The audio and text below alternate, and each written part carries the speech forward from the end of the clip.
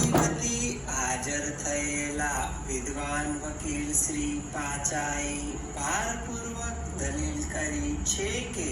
હાઈકોર્ટની division બેન્ચે જે ચુકાદા અને આદેશની ઉપર આધાર રાખેલ છે તે ચુકાદા અને આદેશને આ અદાલતે જીગર ઉર્ફે જીમી પ્રવીણચંદ્ર અડતિયા વિરુદ્ધ ગુજરાત રાજ્ય 2022 SCC ઓનલાઈન SCC 1290 કેસમાં પાછળથી રદ કર્યો છે. ફકરો આરોપીના વકીલ શ્રી પ્રાચાએ વધુમાં રજૂઆત કરી છે કે ફરિયાદ પક્ષ દ્વારા તે કબૂલ કરવામાં આવ્યું છે કે આરોપીને તપાસના સમયગાળાની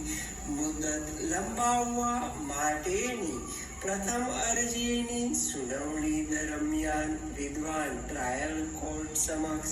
રજૂ કરવામાં આવ્યો નહોતો. એવી પણ રજૂઆત કરવામાં આવી છે કે હિતેન્દ્ર વિષ્ણુ ઠાકુર અને અન્ય વિરુદ્ધ મહારાષ્ટ્ર રાજ્ય અને અન્ય 1994 SCC 206 અને સંજય દત્ત વિરુદ્ધ CBI તરફથી રાજ્ય બોમ્બે 1994 SCC 410 કેસમાં તપાસનો સમયગાળો વધારવા માટેની અરજીની સુનાવણી દરમિયાન આરોપીને નોટિસ આપવી ફરજિયાત હોવાનું જણાવવામાં આવ્યું છે. એવી રજૂઆત કરવામાં આવી છે કે સંજય દત્તના કેસમાં આ અદાલતે વધુ અર્થઘટન કર્યું છે કે લેખિત નોટિસ ફરજિયાત નથી, પરંતુ આરોપીની હાજરી પૂરતી છે. આથી એવી રજૂઆત કરી છે કે સંજય દત્તના કેસમાં આ અદાલતે ઠરાવેલ સિદ્ધાંત અનુસાર તપાસનો સમયગાળો વધારવા માટેની અરજી સુનાવણી વખતે આરોપીની હાજરી જરૂરી છે. આથી રજૂઆત કરવામાં આવી છે કે હાલના કેસમાં જ્યારે તારીખ 22/4/2022 ના રોજ પ્રથમ વખત મુદ્દત લંબાવવાની મંજૂરી આપવામાં આવી ત્યારે કબૂલ રાખ્યા મુજબ આરોપીને ટ્રાયલ કોર્ટ સમક્ષ રજૂ કરવામાં આવ્યો નહોતો. તેથી પ્રથમ મુદત વધારો એ સ્વયં ગેરકાયદેસર છે અને તે વધારો કાયદા મુજબ નહોતો, અને એટલે જ્યારે આરોપીએ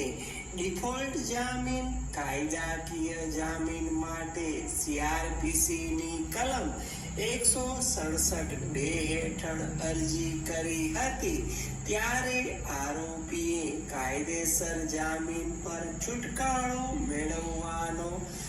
તજી કે રદ કે જપ્ત ન કરી શકાય તેવો અધિકાર મેળવ્યો હતો, કારણ કે તે દરમિયાન 90 દિવસનો ગાળો પૂરો થયો હતો અને તેથી પ્રથમ વધારાને ધ્યાનમાં લેવો ન જોઈએ.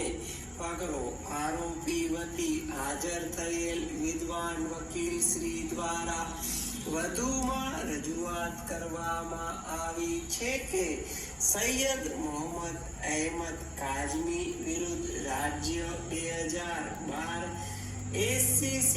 1 ના કેસમાં આ અદાલતે અવલોકન કર્યા અને ઠરાવ્યા મુજબ મૂળ આદેશ